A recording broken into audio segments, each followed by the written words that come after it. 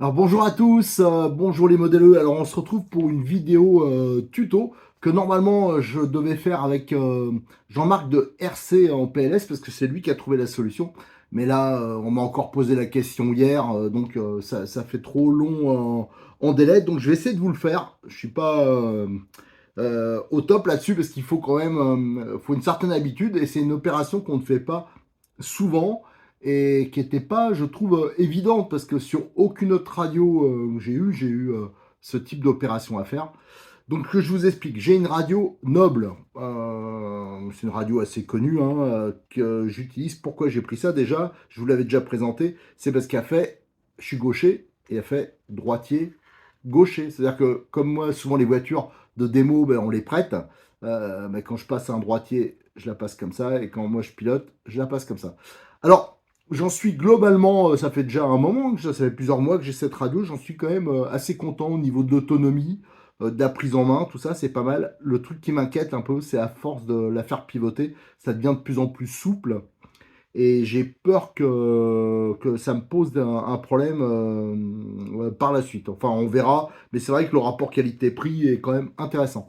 Par contre, j'avais acheté plusieurs récepteurs. Elle est livrée avec deux récepteurs, un gros et un plus petit qui est en forme de L, comme celui-ci. Les deux, il n'y a eu aucun problème. J'ai racheté un ou deux récepteurs après, aucun problème pour les synchroniser. Par contre, bah, comme il y a beaucoup de voitures, j'ai voulu tout mettre dessus, j'en avais recommandé deux, trois.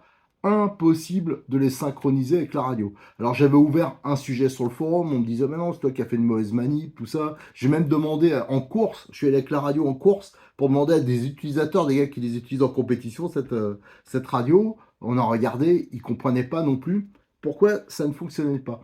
Et comme mon anglais est lamentable, pour rechercher, c'était pas évident. Et Jean-Marc, lui, il a trouvé la solution.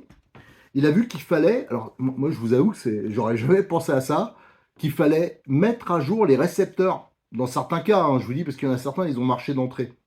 Alors ça, je m'attendais pas à ça. Et il y a bien sûr une manipulation particulière à faire pour la mise à jour du récepteur. D'ailleurs, qui m'a coûté un récepteur parce que j'ai fait une connerie, ça l'a grillé, ainsi qu'un cerveau. Heureusement, le cerveau, c'était un truc qui était déjà abîmé. Mais bon, le récepteur, j'ai un peu les boules. Ça m'était pas arrivé depuis des lustres. Ben, je l'ai fait, la cagade.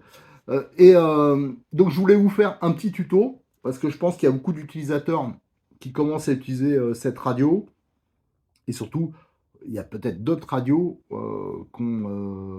voilà, qui utilisent ce système, hein. Donc, je vais vous montrer comment on met à jour le récepteur et après comment, voilà, après c'est hyper facile pour le synchroniser avec la radio. Alors, je vais essayer hein, en tenant le téléphone, en filmant d'une main, en manipulant de l'autre. Ça va pas être évident, mais on va faire ça tout de suite. Allez, j'ai mis le nécessaire devant moi, mais avant, je vais vous remontrer hein, cette histoire de récepteur, parce que juste avant, je disais qu'il y avait deux tailles différentes. Bien sûr, si vous voulez une présentation complète, hein, je l'ai déjà mise sur la chaîne, et aussi j'en ai parlé sur le forum. Mais vous voyez, il y avait ça, ceux-là, il n'y a eu aucun problème de synchronisation, c'est ceux qui étaient livrés avec. Alors, vous voyez, un qui est plutôt balèze, et l'autre qui est en forme de L. Voilà, donc ça, c'était bon. Après, donc, il y en avait eu deux que j'avais racheté, c'était bon aussi. Par contre, celui-là, il est pas, ça marchait pas, c'est impossible de le synchroniser. Alors, j'ai fait un branchement hein, pour pouvoir tester. J'ai mis un cerveau, j'ai mis la batterie avec un interrupteur. Et voyez, je sais pas si ça se voit bien là. Regardez, la prise, enfin, le câble qui sert normalement le pontage pour la synchronisation, qui se met dans l'autre sens, hein, comme une prise de cerveau. Il faut le mettre entre la sortie 4 hein, pour la voie 4 et le bin. Vous voyez? Ça, c'est important. Alors ça, fallait le savoir. Donc, on le met comme ça. On va allumer la radio. Voilà. Allez, c'est parti. Alors, on va essayer de faire attention au reflet avec les fluos. On va aller dans le setup RX. Voilà. Alors, je vais faire autre chose. Je vais mettre un peu plus loin. Voilà, comme ça. Parce que c'est vrai que ça fait pas trop... c'est pas évident. Alors, on va aller dans... alors, c'est où? Alors, ça, c'est pour blinder, mais on pourra pas le faire parce que pour l'instant, c'est pas bon. Voilà, mise à jour du récepteur. Donc là, c'est ici. On sélectionne, nous, c'est un FGR4S. Voilà, donc on le sélectionne et on fait la mise à jour.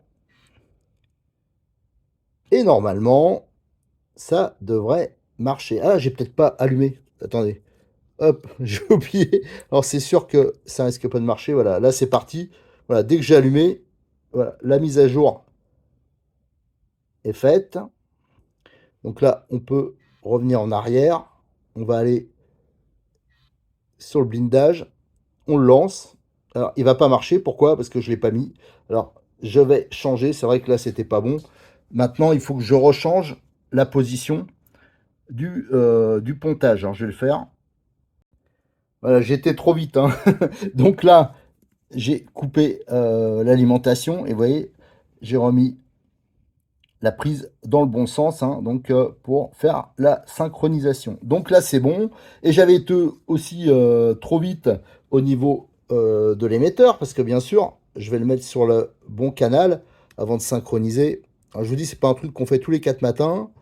Et là, bien sûr, je me suis... Alors, modèle, on va chercher le modèle que j'ai prévu. Alors, c'est pour mettre sur le l'OSI SCTE. Voilà. Hop, là, c'est bon. Maintenant, on va revenir récepteur RX. Et là, voilà. Là, et là, j'ouvre l'interrupteur. Bien sûr, j'avais encore oublié.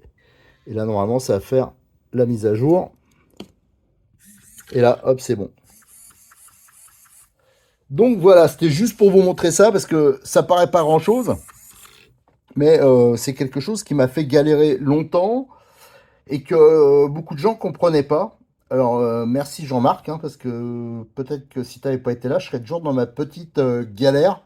Parce que j'aurais jamais. Alors c'est vrai que j'aurais dû aller voir un peu plus la notice en anglais. Surtout que maintenant j'ai une application sur le téléphone qui traduit en partie. Ça m'aurait peut-être aidé. J'ai peut-être pas assez cherché là-dessus.